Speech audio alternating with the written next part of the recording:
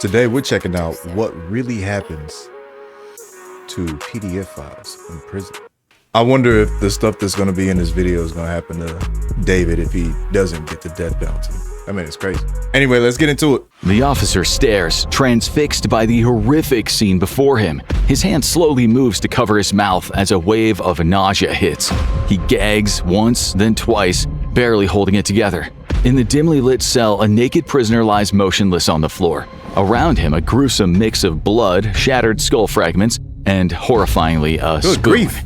lodged in a place no spoon should ever be. In a way, the officer is not surprised. The broken lump of flesh and bones on the floor was once a child predator, a special kind of inmate who regularly suffers the worst fate imaginable in prison. This isn't a scene from a horror movie. It is a real, true story, and perhaps one of the most grisliest incidents ever recorded within prison walls. But before we dive further into this nightmare scenario, let's pull back the curtain on life inside for the predators.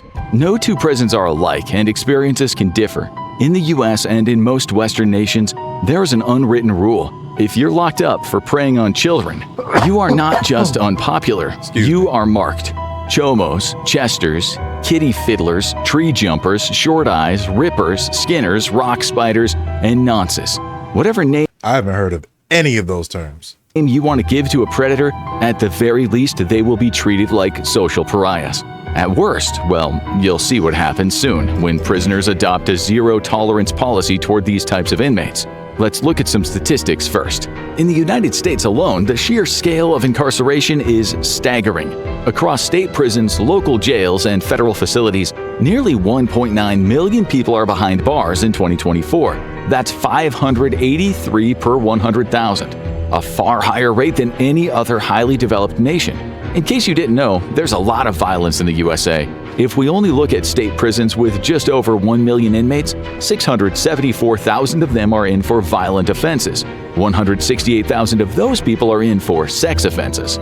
The report doesn't state just how many of them are imprisoned for sex offenses specifically related to young people, but a Johns Hopkins University study in 2021 said there were around 127,000 inmates in the U.S. serving time in state prisons for sex offenses involving children. What this tells us is that U.S. prisons are crawling with sexual predators. The question is, how do this many men hide and avoid a beating? As a former prisoner wrote online, sex offenders, if they're stupid enough to go into a mainline yard, will get got. It almost always is never right away. They might lead the offender to a false sense. Man, I could never go to prison, bro. Especially if there's that many of them PDF files in there too. Nah, I wouldn't make it in prison, bro, for real. Of security. When you're inducted into a U.S. prison, you have an interview and you'll be asked if there's a reason you can't get placed in the general population. Being a chomo is a hell of a good reason if you don't want to get got, and that's when you can ask to be put in what's called protective custody, or PC. PC is not just a world of like-minded chomos. There's still a lot of dangerous prisoners in there. It's a special part of the prison where you'll also find plenty of snitches and guys who've left street gangs. Now let's take a look at the case of John Gagan, a former Roman Catholic priest who left over 150 boys suffering from decades of trauma. He ended up in Sousa Baranowski Correctional Center in Bro, what's up with these priests and messing with little kids, man? What's up with that? Like, okay, so I made a vow to God that I can't have relations with women. So I'm gonna choose little kids? What's wrong with y'all, man? Make me freaking sick. Massachusetts. Even though he was in PC, a fellow prisoner named Joseph Lee Druce stomped his face in and strangled him to death. Just like a guy we'll talk about later, Druce was a killer who went to prison and said he would make it his life's work to hunt predators. These were the men who reminded him of the people who abused him when he... I can't even lie. I'm not even mad at the people that be getting against these predators in jail. I'm not even mad at them. Go ahead, do your thing, bro. Get him out of here. He was a child. Druce later said he was driven to murder when he heard Gagan share stories of his predatory past. Still, a murder in PC is unlikely, since if a prisoner is on parole, they might not want to ruin their chances of getting out. It's more likely a lifer would commit the attack, but there'd be a suspicion if a lifer asked to move to PC. Being attacked is not the only reason why PC isn't a very nice place to be for a convicted Chester. You'll likely be spending 22 to 23 hours a day in your cell. You'll get the same commissary rights, but that's about it. Everything else is restricted. If you go out to the yard, it might just be you alone or in a small group, what they call a bullpen. When you shower, it'll be you alone, taken there in chains like an animal. You'll also likely not be able to work, and you can forget about group educational classes. Okay, so what if someone is a predator but they don't like the idea of all of the restrictions in PC? Can they just lie about their crime and fit right into the general population? The answer is no, not likely. When you're the new guy in prison, quite often someone will come into your cell and demand to see your papers. If anywhere on those papers someone sees letters Joe and Mo, you're not going to have a fun time in that prison. It's almost impossible to hide your conviction in prison, and you won't get through your sentence without... I never understood that. So any prisoner can just go and see anybody's papers? I've heard about it a lot in a lot of the stuff that I've seen about people in jail and prison or whatever. But any prisoner can just go request papers about somebody else? Or is there like a big old library full of papers you could just walk in there as a prisoner and just go see it? I've never understood that. I don't know how prison works. So somebody help me out with that. If y'all know, throw it in the comments. Let me know what's going on. How does that work? Anyone ever asking about it. Prisoners have a lot of time on their hands, and they'll want to know what kind of man they're dealing with. If you don't have papers, it's quite easy to find out what you've done, since sentencing information is usually available online. Also, prison officers might just let it But they don't have computers. Since people who hurt women and kids aren't exactly high on the popularity list. And let's be honest, some officers just like R-rated drama. You will almost certainly not be able to say, "Oops, I forgot my papers," or "the dog ate them," or "you lost them." Most likely you'll be assigned a public defender, and with their overloaded caseload, you'll be left handling much of your legal work alone. You'll need to keep those papers close, because if anyone demands to see your charges and you refuse, it's like painting a target on your back, practically shouting. Oh, so they give them to you and you keep them on you? That still doesn't make sense to me. Somebody help me out. "I'm a Chester, please stab me." It all depends on which prison you're in, but any former prisoner will tell you that predators do not always get the crap beat out of them or killed. A prisoner might make it through their sentence, but only if they keep their past buried. No bragging, no slip-ups. It's also quite common to extort them, making them pay their way out of beatings like a chomo tax. Nonetheless, a former British prisoner who did 7 years in an Arizona prison said the gangs adhered to a KOS system, kill on sight, for chomos, another term meaning the offender is fair game for a serious beating and is greenlit. That same guy says guards will often ignore horrific beatings, or at least when they weren't doing the beating themselves. In 2006, Orange County jail officers sat watching cops on TV as a group of inmates beat a software engineer named John Derek Chamberlain to death. The inmates said Chamberlain was a chomo, which wasn't exactly true. Sure, he was guilty of having sketchy content on his computer, but when you're handing out a death sentence, you should probably double-check the finer details. He was murdered over what the courts ruled a misdemeanor. He decided not to divulge his crime, so a shot caller greenlit a beating. 7 men unleashed a savage assault, stomping him relentlessly and violating him with a pencil so and a tube of intense. toothpaste. Now they're doing sentences ranging from 15 years to life. They killed a guy for a lie and in the process ruined their own lives. That's prison logic for you. Here's another fine example. In 2020, at the Larry D. Smith Correctional Facility in Banning, California, a man was beaten to death in his cell. The guy who did it had earlier asked his mother to look online to see what the guy had done. The answer? 100% Chester. "Don't get involved in it," she said. "No choice," he replied. This guy was serving time for assault with a deadly weapon on a police officer, a serious crime, but he would have gotten out with plenty of life left to live. Now he will spend the rest of his life in prison, without a chance of parole. Some people will literally lose everything to get at predators. You'll see one of the reasons for this in a minute or two.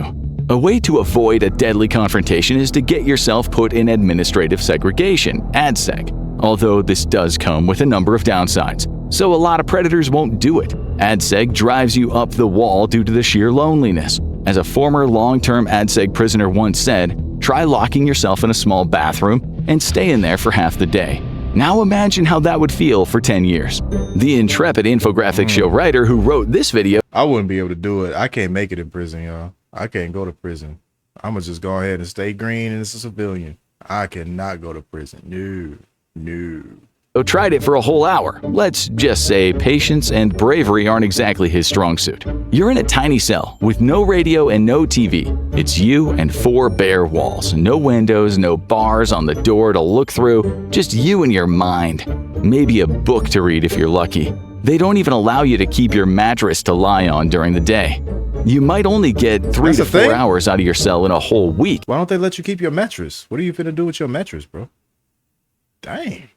When you do get yard time, it's either the bullpen or a fenced-in space underneath a roof. So you might never see the sky or feel a warm breeze blow across your face. Food is delivered to you through a slot in the door. If you go to shower, you turn around and put your hands through the slot to be handcuffed. When you sleep, it's often to the sound of screams. It is quite simply torture. But if you're a targeted chomo and you can't immediately get placed in PC, this might be your only option. Let's say you ignore the warnings and stay in the general population to tough it out. What's the absolute worst that can happen? In the UK, chomo intolerance is just as strict as it is in the US. Yet the most brutal stories we found come from England, the land of good manners, beans on toast, and apparently some shockingly vicious attacks on nonsense. In 2012, a 33-year-old male prisoner in Durham prison was described by a psychiatrist as a remorseless, callous psychopath who harbors cannibalistic urges. He Jeez. and another prisoner, 24, lured a 23-year-old guy into a cell. This young man had been sentenced in 2011 for predatory actions involving a 13-year-old girl. Once he was in the cell, the 2 men proceeded to hold him down and, amongst other things, slice him up with a razor blade. They took a pen and pushed it into one of his eyeballs. Once he was dead, they disemboweled him. When asked later why they chose this particular man when they had scores of other predators to choose from, one of them said they just fancied doing it. As is often the case with extreme prison violence, the perpetrators are not usually heroes intent to clean up society, but maniacs who just want an excuse to keep hurting people. The older guy in this attack was serving 24 years for sneaking through a window in a nursing home for vulnerable women. He attacked 2 of the women, one in her 50s and one in her 70s, who were sharing a room. He suffocated one and brutally assaulted the other. Why? This was certainly no hero with a profound sense of ethics. Many of the men who hurt predators in prison are doing it because someone hurt them when they were young. Statistics show us that the rates of childhood abuse, both physical and sexual, are higher among prisoners than on the outside. This brings us to Robert Maudsley, a man often called Britain's scariest prisoner.